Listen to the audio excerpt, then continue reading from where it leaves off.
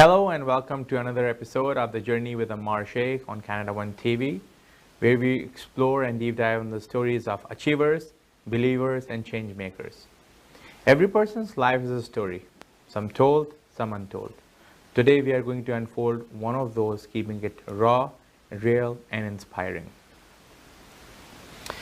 On today's episode is a powerful reminder that true leadership is measured not only by results, but by the lives you uplift along the way. Our guest today is Mr. Zahid Junejo, a global strategist and transformation leader who has driven over $1 billion in portfolio growth across North America, the Middle East, and South Asia. Beyond the impressive milestones, Mr. Zahid's journey stands out for unwavering commitment to empowering people. He truly believes in lifting others, and that's his mantra. From global institutions like Citibank, Citigroup, Mashreq Bank, Saudi American Bank, and Western Union, to shaping high-performing teams, redefining consumer experience, and mentoring future leaders, Mr. Zahid has mastered the art of turning complexity into clarity and challenges into opportunity. He believes that the growth is not just about numbers, it's about people, purpose, and the courage to lead with impact. In today's conversation, we will explore leadership across cultures, the power of soft skills in a result-driven world, and how intentional mentorship can change careers and lives. So get ready to reflect, learn, and be inspired as we begin the journey with Ammar Sheikh, with our wonderful guest, Mr. Zahid Junejo. Assalamu alaikum and welcome, sir. Thank you. Walaikum salam. Thank you so much. That was a very humbling and very nice introduction. I'm grateful, Ammar, for that. You're welcome, Thank sir. you so much. No, thank you so much for taking time out. I know the weather is pretty tricky nowadays, and you made the commitment, and you were right before, I would say, and that shows your personality of how a man of commitment you are. Thank you so much for that. Thank you, sir. Thank you so much for inviting me. It's a pleasure to be here. Absolutely. That's up. I know I've already, we have already, you have seen a few episodes as well. So idea of the show is how I give back to my people, the contributor to the society, and the people I think are the real heroes of the society. And thank you once again for joining me on the show. So we'll talk about your personal life, your work life, and most importantly, the most integral part is how the contributors are really giving back to the society. That's the whole core principle of the show, or the main idea of the show. So let's begin, sir. And if you can tell more about your background, your journey, how did your life, your early days begin? Absolutely. It's a pleasure. Thank you once again for inviting me to this show. And, for our guests and for you, I'll start off by starting my journey. I'm originally from Pakistan. Mm-hmm. And I was based in Karachi. I was born in Lahore, studied and educated and brought up in Karachi. We are a family of 3 brothers and 2 sisters. Mm-hmm. And, my inspiration was always that, my dad always wanted all of us to have a career in medicine. And also I've got 2 brothers and a sister-in-law and a younger sister who are doctors. Okay. And I call myself the ugly duckling. Me and my elder sister, we went off into business studies, and I actually wanted to do dentistry, but that was one of those challenges that I couldn't get into the dentistry college for many other reasons than passing grades or minimum levels and all. But there were political issues in Pakistan which could not allow me to get into these colleges and all. So then I was called back by my elder brother to Karachi, saying that get into another field. And also I started my business studies, BCom and all. Did that, went into IBA, did my MBA from IBA, and got a breakthrough with Citibank. Started my career over there. My first job as a assistant manager, relationship manager, what have you. And from then on, it was never looking back. And that made me grow and grow and grow. So that's what my early career or early setup in Pakistan was. And from there, as you were we were talking about this earlier also, the early challenges that you face. When I wanted to do dentistry, I couldn't go in. That was not in my hands. But then when I got a breakthrough going into doing my business management studies into IBA, that was a big achievement. Yeah. And that was the turning point to, which catapulted me up to going into city and, making my career into city. Then becoming a globetrotter from Karachi to Saudi to Dubai, and then all the GCC countries. Then landed in North America, Right. Canada actually. So that's what. Okay. I'll hold your thoughts on that. Absolutely. I'll take you back on your early days. How Sure. were you as a child, and how was your overall mindset like, or the family atmosphere like? Absolutely awesome. See, Pakistan, we've all seen it's a family setup. Yeah. It's a family setup. So brothers, sisters, mom, dad in one house, and that's how we grew. And we looked at each other. My elder brother, who's a doctor, both of them are doctors, and we used to get inspired by them. And I want to do this, I want to do that, I want to follow him. Yeah. The heroes of our childhood Yeah. and all. So that's what it was. And the best part of our childhood was my grandfather from my mother's side, my mother's dad, he was in Hyderabad. So my summers used to be in Hyderabad, and my grandfather was the principal of Noor Muhammad High School in Hyderabad. So we used to go there in summers, and he used to be going to school and all, taking us over there. So that's what my childhood memory is all about. That spending some time in Hyderabad, spending time in Karachi, learning, getting studied. I studied in St. Patrick's School, Okay. did my high school from there. Then I went to DJ Government College for my intermediate, Government Commerce College for my BCom, and then obviously masters in IBA. Perfect. Thank you so much for that wonderful background checks for us. That's up. I'll go back with you already mentioned a bit about your early days challenges. So what was your biggest early challenges back in the day? See, thanks to my parents, our childhood was absolutely great in terms of personal life, in terms of educational, in terms of getting the basic necessities. All was there. The challenge started when my dad passed away when I was in my grade 10. That's when when you don't have somebody who's The shelter. exactly. So then that's where the struggles always start True. coming up, and those were my early childhood challenges. And then thanks to my elder brother who jumped in as my as our eldest of the family, and he was the one who spearheaded us, and he made us direct into where we are today and what we are today. So I would say my biggest challenge during my childhood days was my dad passing away at my early age, and then going forward. True. Sorry to hear about that, and I'm so glad you had the inner circle around, the right people absolutely. around. That's the beauty of having the family support. That is so nice, sir. Any particular memory you think of today and you still cherish that happened in your early days, and that really defined your childhood or your time when you were growing up? Early childhood memories. Any particular memory, not just early childhood, or any time when you're growing up. So, like I said, when we talk about childhood times, always having that. For me, the house that we had in Karachi, that to me, still in my dreams, that is my base. True. Yeah. Right? So that comes into so that was our base, base camp, let's say, I can put it that way.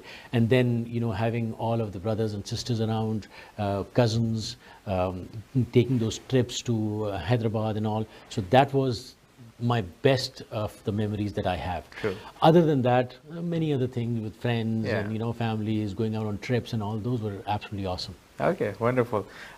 What was the turning point or breakthrough that changed everything? The turning point was when, obviously, like I told you, my father passed away. Then I started, all of us started, coming to reality and taking those challenges on and struggling and getting to our lives. My breakthrough came in when my elder brother kept on pushing me to keep on trying, never give up, keep on trying, never give up. And that's where, when I couldn't get into the dentistry field, he told me to go into business studies and all.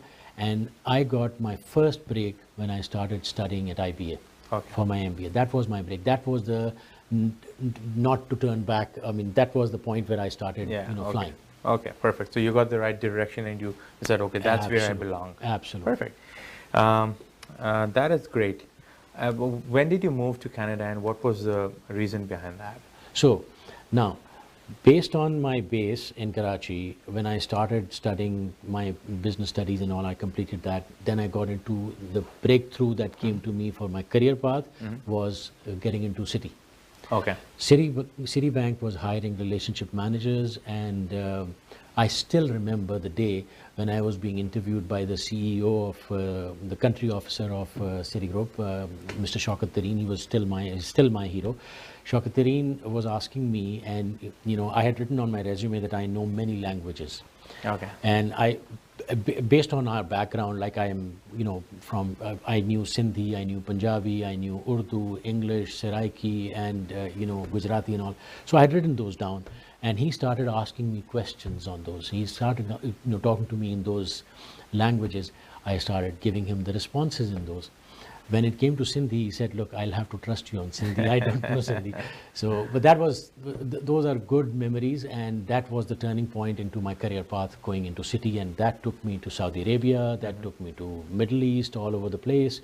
I was heading the non-resident Pakistan business for Saudi Arabia and Bahrain and GCC, other than UAE, because UAE we had a different unit. So I did that, and based on that, on my performance over there, they moved me into not only non-resident but also all remittances. Right. So that became, then I became my as a international staff for Citigroup.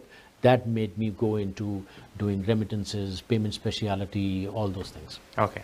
The 1.5 is still left, moving to Canada. How did that happen, and when did that moving happen? to Canada. Now that is another one. Now, some of your questions, I remember you were asking me last time also, and I told you, my inspiration was my daughter, and is my daughter, and based on that, we were in Saudi Arabia, working, Citigroup and all, and working in Middle East is, if you don't have a job, then what happens is, then you either go back to Pakistan, and we know, all of us, what was happening in Pakistan. Things were not moving up and all.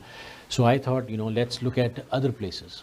And Canada became an obvious choice because they were offering immigration, landed immigration as a PR and all.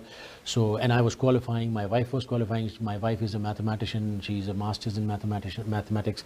So she and I both collectively applied, and we got through, and we came into, I think that was 2003 when we applied. And in those days, it used to take a long time. So I got my immigration letter in 2008 or something like that, and landed here. And I hopefully there's no regrets so far. No regrets, not at all. And you're a man of looking forward, I know that. Absolutely. And I have a theory on that, and that's what I wanted to say. I've always, one lesson I've learned in life is adapt, upgrade, and grow. So that all the time has applied in my educational career, in my professional career, in my moves, in my personal life. Adapt, upgrade, and grow. So I've done that a number of times. I've survived in this professional career 4 or 5 times, getting down to scratch and coming up again, getting down to scratch and coming up again. Perfect. So any particular challenge you saw after moving to Canada? I mean, coming from must be drawing handsome salary, comfortable lifestyle back in the Middle East, and then taking that leap of faith, I'm sure, for the kids and for the future generation. Any particular thing you want to highlight over here? So Ammar, you and I both know that Middle East is a tax-free zone, or used to be a tax-free zone. Now I don't know, it is, people say it is not anymore, but it was a tax-free zone. So your earning was absolutely 100% going into your pocket. So from that, coming to a taxable economy, and also starting from scratch 3 levels down, it was a challenge. But I think what happened in that process was that, one grew by learning. And, what I've always liked about Canada is they welcome you, and the Canadians, they welcome you with open arms, but we have to learn to, adapt and become a part of the fabric rather than remaining in our own cocoons as communities and all. That is where the challenge is. So if you are able to grow out and, mingle with the rest of the Canadian workforce and people, life is simple and easy. Perfect. I'll be taking a quick break on that wonderful note. So as Mr. Zahid's mantra is adapt, upgrade, and grow. I am going to stick to that and make sure that I am also adapting to that and keep it very, very close to me. I will be taking a short break. Don't go anywhere. We are exploring the story of Mr. Zahid Junejo on the journey with Ammar Sheikh.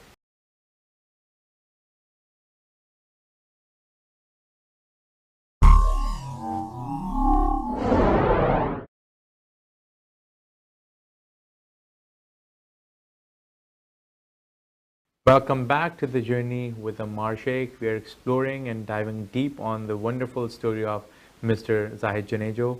He has just spelled out one mantra of adapting, upgrading, and growing. So I wanted to remind that, as I mentioned before the break, and let's explore more of him. Sir, how are you? I'm fine, thank you. As we are moving to our second segment, which is about your achievements, and the most integral part is how are you giving back to the community or the society. This is how we feel that whoever who has achieved something in life, the integral part is how they're giving back to the society, and that's how I've designed the show. Mm-hmm. So, what do you consider as your proudest achievement so far? My proudest achievement on a personal level, I'm very proud, my daughter, my family. On a professional level, the theory of survival in terms of adapting, upgrading, and growing. Because what has happened is, coming out of Pakistan, going into Saudi Arabia, going from Saudi Arabia to UAE, from UAE to Canada, every time you got to go, adapt, and grow. So what I've learned in this process is, and that is my achievement, that I have never ran away from challenges, accepting challenges, understanding them, asking questions, growing, adapting, learning, and then implementing those changes in my life, in my career, in my process.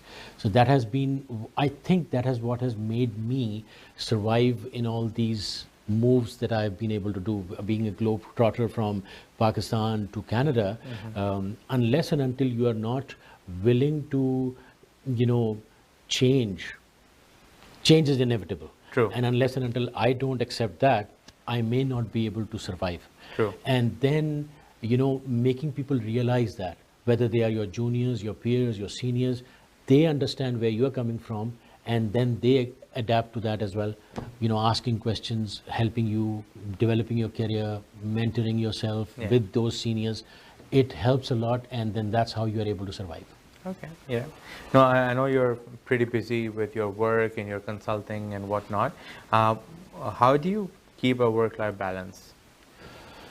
But nowadays, it's quite easy to keep a work-life balance because thank God my work allows me, because I work from home also, so it allows me. And then, you got to, put a official or a delineation that weekend is for family or evenings are for families and the rest of the days. And that's how I've kept it. And I've been able to, keep that balance, segregation and all of that. Yeah. Perfect. No, thank you so much.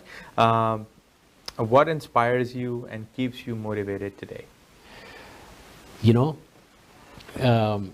Amazing. What inspires me is that, if you don't ask, you don't get. So you keep on asking, you keep on inquiring, you keep on, challenging yourself, questioning yourself. And when you get that, then moving to the next level. So that's your inspiration. Yeah. My inspiration, obviously, on a personal front, like I told you, my achievement is my daughter, but she inspires me also. Because she's coming out of this environment, growing herself and becoming a, fantastic individual. I look at her and I learn from her. So what I have learned always is lessons or teachings or these kinds of experiences come not only from seniors of your careers and all, but from anywhere and everywhere. Yeah. You just got to go and learn from those. Yeah, I think you have to have an open mindset that Absolutely. everyone can inspire you, everyone bet. can teach you. You don't have to have a block minded for I'll that. give you a very good incident. My first job in Canada was a sales rep for Western Union. Okay. And I was doing door knocking, and I went into an office, knocked out the door. Somebody opened the door, and the gentleman said, "How can I help you?" And I said, "I'm so and so, and I'm coming here for this, selling this product and all." He took 45 to 50 minutes asking me questions, and it was a open hall. There were cubicles, and people were pulling their heads up and looking at me. And this guy was questioning me on the product, on the service, on what happens, this happens, or what happens if this happens. And he was asking me those questions. Ammar, you won't believe me. I'm talking about 2000, I think I'm talking about 2009 or 2009 or to this date, to 2026. Mike and I are good friends. After that, I did not know that gentleman was the CEO of the company. Wow. He had opened the door.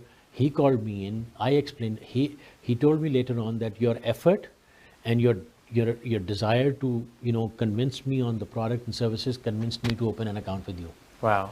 And from then on, he and I have been in constant touch. I mean, I'm in here in Toronto. He's there in Calgary, and we keep in contact. And his business has grown.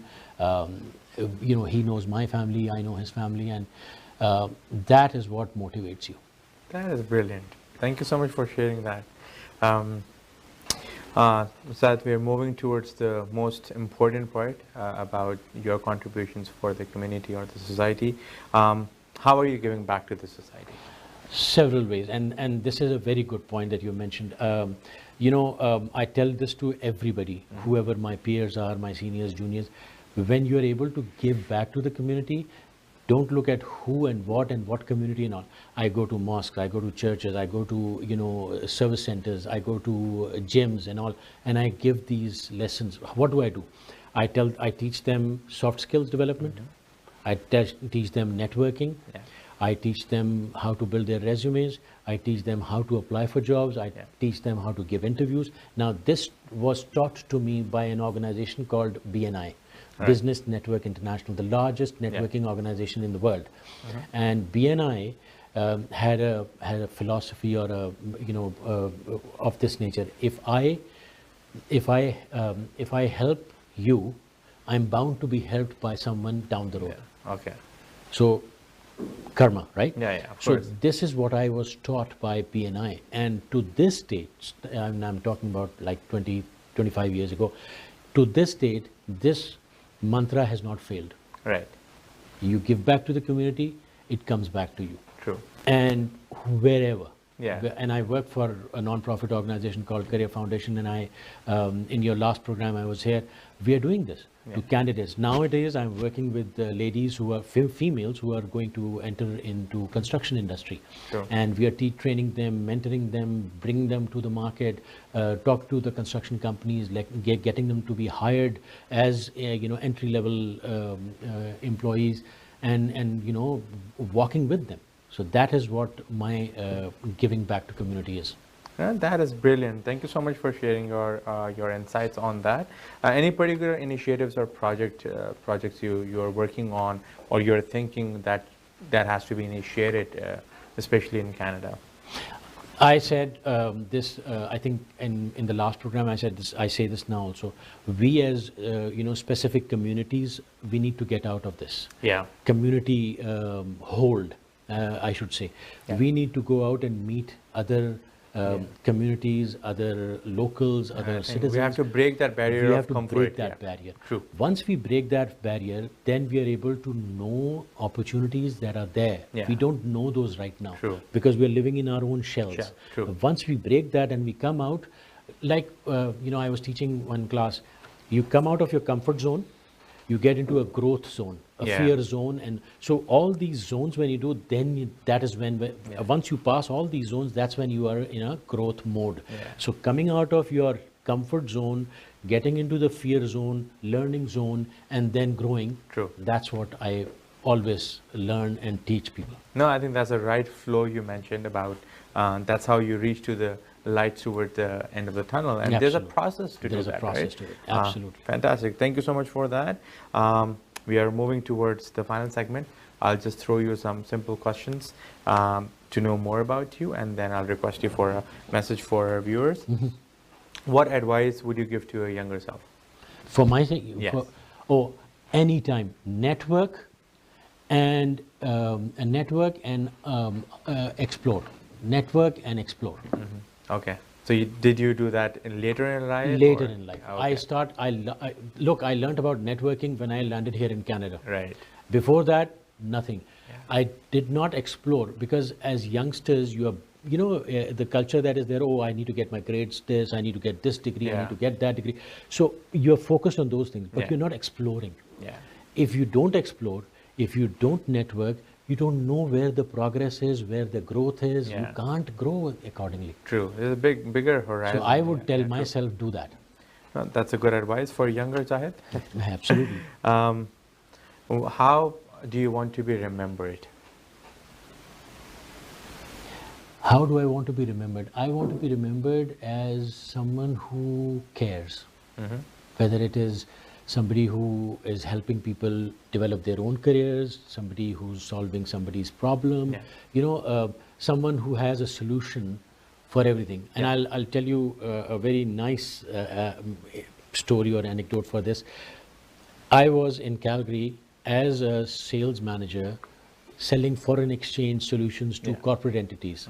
I went into a CFO's office and he told me, Zahid, I have to cancel the appointment because my wife is stuck on the road. Her car broke down and she was supposed to drop her daughter to school, but now she's stuck at that road.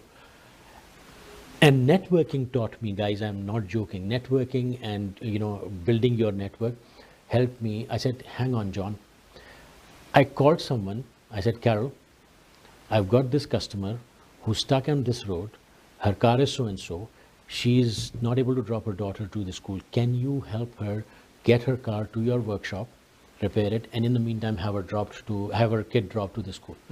She did that for me because she was in my BNI network. Okay. Right? She did that, and this gentleman was like sitting there and saying, I'm meeting you for the first time. Why are you doing this? I said, look, I'm helping you. Maybe I'll get helped by someone later down Yeah. the road. Well. Right? He did not give me any business, but to this date, he's referring clients to me. Yeah. Yeah. Like you mentioned about karma in the earlier questions. That is so thoughtful. That's so beautiful. And I think that's how the world is still growing and moving because of the positivity in some people have. Absolutely, And sir, that's absolutely. how the whole process is still intact. And that is great, sir. How do you define success in one word?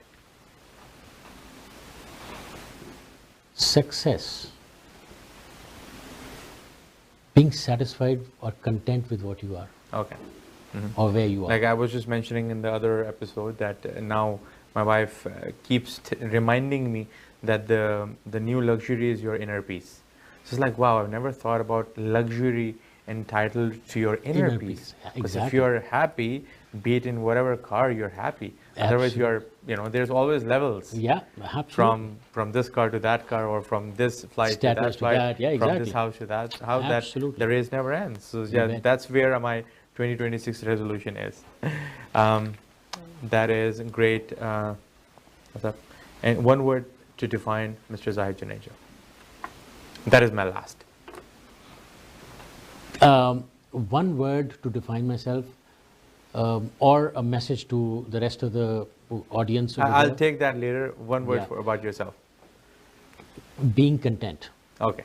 So you're a content and helping hand. Perfect. Thank you so much for all of this. I would just request you if you have a few words to say to our viewers as a message, please, Sure. on this camera. To people who are watching and youngsters who are watching, or even anybody who's watching, Bruce Lee once said, be water, my friend. There's a YouTube video of Bruce Lee. If you type Bruce Lee be water and it comes in, it's a 1 minute and 30-second video. Please listen to that and be water. If you are being water, which means if you are in a cup, you take the shape of the cup. If you are in a jug or a bottle, you take the shape of that bottle or jug. So you are adaptable. So once you are adaptable, then you are growing and upgrading yourself and growing. So be water, my friends, and there is no such thing as impossible. Muhammad Ali, the boxer, he said that once. He said, impossible is is nothing. No. Even within the word impossible, it says, I am possible. Yeah. So that's the message for everybody. Thank you so much. That was two wonderful and powerful thoughts. Thank you so much for sharing that. Thank you so much for sparing your time and being on the show. Thank you for inviting me. It's a pleasure. It's always a pleasure. Perfect. Thank you so much. Wow, what an insightful and empowering conversation with Mr. Zahid Junejo. Talking about being water, talking about saying that I am possible. So exploring the possibilities, being a helping hand, and being like water who can adjust and adapt and grow from there. His journey really reminds us that growth, whether personal, professional, or organizational, begins with empathy, adaptability, and the courage to invest in people. Mr. Zahid's story shows us that true excellence lies at the intersection of strategy and service, where innovation meets integrity and the leadership is defined by impact, not titles. His approach reinforces one powerful truth. Soft skills are not optional. They are the main fundamental. Leadership is not about being in charge. It's about taking care of those in your charge. And he really means that. He's a true showcase of that statement. Thank you for joining us on this episode on The Journey with Ammar Sheikh. We'll be coming back with another episode, another inspiring story. Till that, keep motivating yourself, keep pushing yourself. Always start now. Stay positive and be like water, as our wonderful guest mentioned. Thank you so much for yourself, and we'll be coming back soon. Take care of yourself.